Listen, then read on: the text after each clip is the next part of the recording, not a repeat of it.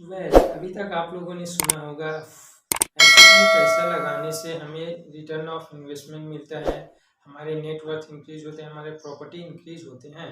But हो सकता है आप में से बहुत सारे लोग मेरे बात से एग्री हों या ना हों, पर मुझे तो सच्चाई बताने से मतलब है कि सच्चाई क्या है। फोर ऐसे एसेट जिनमें अगर आप पैसा लगाते हैं तो वो आपको बर्बाद कर देगा। The four asset that make you poors. हो सकता है आप में से बहुत सारे लोग इन फोर एसेट में इन्वेस्ट करते होंगे कोई ना कोई। तो चलिए शुरू करते हैं। पहला एसेट है अपना अपार्टमेंट। अपार्टमेंट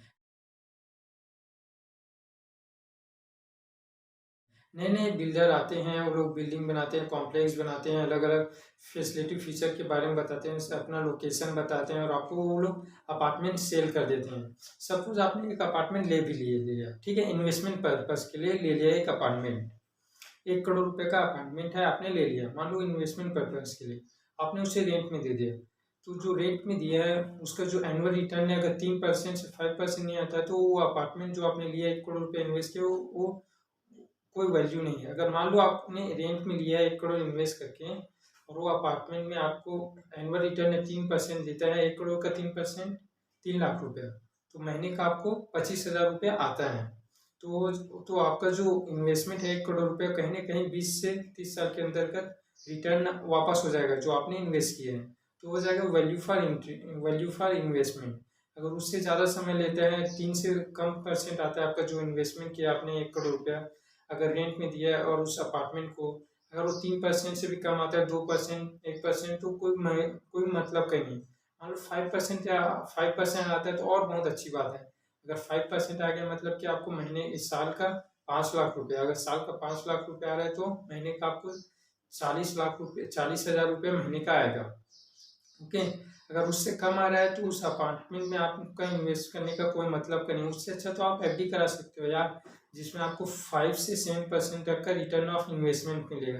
क्यों अपार्टमेंट में इन्वेस्ट करें? क्योंकि देखा गया है कि एज कम्पेयर टू लैंड जो अपार्टमेंट की वैल्यू है वो कम होती जाती है, और जो उसका इंक्रीज भी होती है तो उस लेवल में नहीं होती जिस लेवल में अपने लैंड की जो वैल्यू है इंक्रीज हो जाती है। तो उससे अच्छा है तो हम लैंड खरीद लें अपार्टमेंट से अच्छा, या फिर 3% से कम मिल रहा है तो बेटर है कि एफडी ही करा ले, 5 to 7% रिटर्न मिलेगा। या फिर लैंड में इन्वेस्ट कर सकते हैं, क्योंकि आप सभी देखे होंगे अपने आसपास जहाँ रहते हैं वहाँ के जो लैंड का रेट है वो 5 से 6 साल में कितना 2 गुना 3 गुना भी हो गया है कई जगह का। तो मैंने अपने आसपास देखा है जहाँ मैं रहता हूँ वहाँ का तो 6 साल में 4 गुना बढ़ चुका है। सोचो तो जो लैंड है उसका इंक्रीजिंग रेट जो है एज कम्पेयर टू अपार्टमेंट से ज़्यादा जल्दी तेज़ी से बढ़ता है। तो अपार्टमेंट से अच्छा आप लैंड खरीद सकते हैं। अगर ले लें तो रिटर्न ऑफ इन्वेस्टमेंट 3% होना चाहिए, तो आप इन्वेस्ट करें अपार्टमेंट में, वरना वो आपके लिए एक लाइबिलिटी है, कोई मतलब का नहीं है अपार्टमेंट में इन्वेस्ट करना। अब बात करते हैं दूसरा एसेट जो आपको पुअर बना सकते हैं, वो होता है फर्नीचर। मैंने देखा है हमारे इंडिया में जो फर्नीचर में बहुत लोग इतने दीवाने फर्नीचर के, जो अपने बेड के लिए पलंग के लिए इतने महंगे महंगे लाखों रुपए 2 लाख 3 लाख रुपए का अपने बेड के लिए लाते हैं। डाइनिंग टेबल यहाँ तक के 2.5 लाख 3 लाख 4 लाख का लाते हैं। फर्नीचर इन सब में इतना लाख रुपए खर्च करें फर्नीचर में कि पूछो मत। कहीं ना कहीं ये हमारे फर्नीचर जो है ये हमारा अकाउंटिंग में आता है, अकाउंटिंग में एंट्री होता है। बट फर्नीचर क्या है, हमारा एक लाइफ स्टाइल एक्सपेंस है।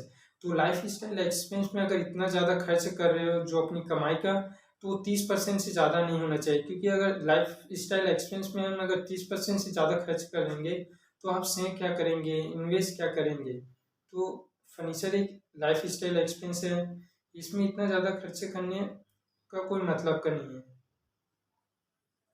आप करिए, लेकिन आपका जो भी आप कर सकते हैं करिए, लेकिन जो आपका इनकम है वो आपके इनकम से 30% से ज़्यादा नहीं होना चाहिए। अगर 30% से ज़्यादा हो रहा है तो कोई मतलब का नहीं है। अब बात करते हैं तीसरे एसेट जो आपको पुअर बना सकते हैं, वो है car and bike. Car and bike की बात करें कि मैंने देखा है कि जो 50,000 कमाता है वो स्विफ्ट ले आता है, i20 ले आता है, और जो 1 लाख कमाता है वो होंडा सिटी ले आता है।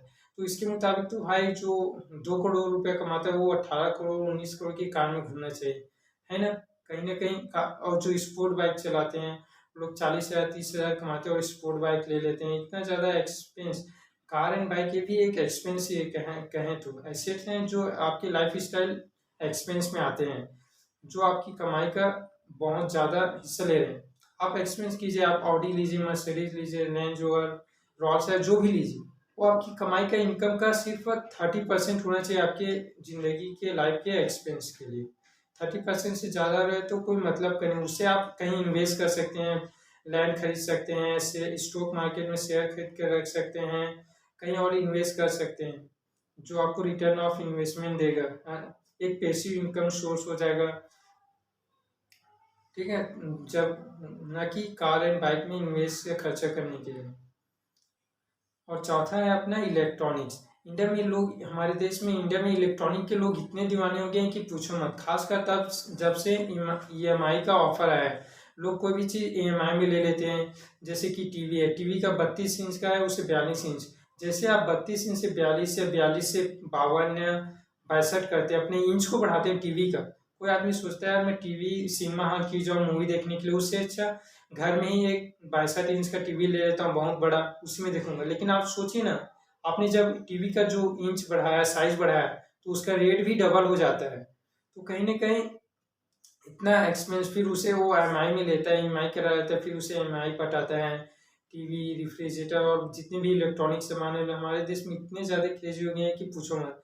यहाँ तक कि जो 20-30 हज़ार की नौकरी करते हैं, 10 हज़ार की नौकरी करते हैं, वो आईफोन लेते हैं। आईफोन जो भी एक नया मॉडल आता है मोबाइल के लिए, इतना क्रेजी हो गया पूछो मत। जो भी नया मॉडल आता है उसे तुरंत लेने की कोशिश करते हैं। आप सोच के देखिए, तो इतने ज़्यादा इलेक्ट्रॉनिक चीज़ में इन्वेस्ट करना, अपनी कमाई करिए। आप जो भी करना चाहते करिए, जितना हो 30, लेकिन जो भी कर रहे हैं इन्वेस्टमेंट, आप महंगा से महंगा मोबाइल गैजेट्स उपयोग करना चाहते करिए, बट वो आपके लाइफ एक्सपेंस का 30% से ज़्यादा नहीं होना चाहिए।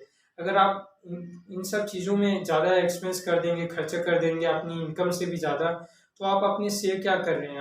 आप चाहें तो वही पैसा को कहीं अच्छी जगह पे इन्वेस्ट करा सकते हैं, जो आपके फ्यूचर में काम आएगा। जैसे FD करा सकते हैं, शेयर मार्केट में लगा सकते हैं, कहीं पे लैंड ले सकते हैं, रियल इस्टेट में इन्वेस्ट कर सकते हो, कोई हाउस बनाकर उसे रेंट में देकर एक पैसिव इनकम जनरेट कर सकते हो। इस तरह इन्वेस्ट कर सकते हो। अपने फैमिली के लिए सिक्योरिटी के लिए इन्वेस्ट कर सकते हो। और अगर आपके बच्चे हैं तो उसके पढ़ने लिखने के लिए, आप फ्यूचर के लिए सेव करके रख सकते हैं, इन्वेस्टमेंट कर सकते हो। तो इस तरह कर सकते हैं आप। ज़्यादा से ज़्यादा उन पैसों को गलत जगह पे खर्चा ना करके, इलेक्ट्रॉनिक चीज़ें पे खर्चा ना करके उन्हें आप सेव कर सकते हैं। आप करिए ना, जितना ज़्यादा आप करना चाहते हैं करिए, बट जो भी करें आप उसके अपने एनुअल अपनी इनकम का 30% से ज़्यादा एक्सपेंस मत कीजिए अपने लाइफ एक्सपेंस में। अभी 4 ऐसे एसेट के बारे में बात की है जो आपको पुअर बना सकता है, जिसमें पहला था अपार्टमेंट। अपार्टमेंट में अगर आप इन्वेस्ट कर रहे हो तो उसके market value, minimum return of investment 3% आना चाहिए। अगर 3% नहीं आ रहा है तो उससे FD करा लेते। दूसरा है अपना फर्नीचर। फर्नीचर कहीं ना कहीं अपना लाइफ एक्सपेंस है, लाइफ स्टाइल एक्सपेंस है, तो उसमें भी लाखों रुपए इन्वेस्ट नहीं करना चाहिए। जो भी करें अपने इनकम के 30% के मिनिमम होना चाहिए। हमने तीसरा देखा बाइक एंड कार्स। जो बाइक एंड कार हम उपयोग करते हैं वो भी कहीं ना कहीं अपने लाइफ स्टाइल एक्सपेंस में आता है। तो वो भी अपने जो भी ले रहे हैं, एफर्ट कर रहे हैं, वो अपने लाइफ स्टाइल एक्सपेंस, अपनी इनकम का 30% नहीं होना चाहिए। और चौथा इलेक्ट्रॉनिक्स, जिसमें जो भी अपने घर के इलेक्ट्रॉनिक्स चीज़ें आते हैं, टीवी, रेफ्रिजरेटर, मोबाइल, लैपटॉप, जो भी कीजिए आप एक्सपेंस अपनी लाइफ के लिए बेटर से बेटर चीज़ कीजिए, बट आपके जो अर्निंग है उसके 30% से ज़्यादा नहीं होना चाहिए। यही कहना चाहता हूँ। मैं नहीं कह रहा हूँ कि आप लोग उपयोग करें, बेस्ट से बेस्ट चीज़ें उपयोग कीजिए, बट अपनी अर्निंग इनकम का 30%, एंड जो बाकी बचे उसे आप सेव कीजिए, इन्वेस्ट कीजिए इन फ्यूचर के लिए।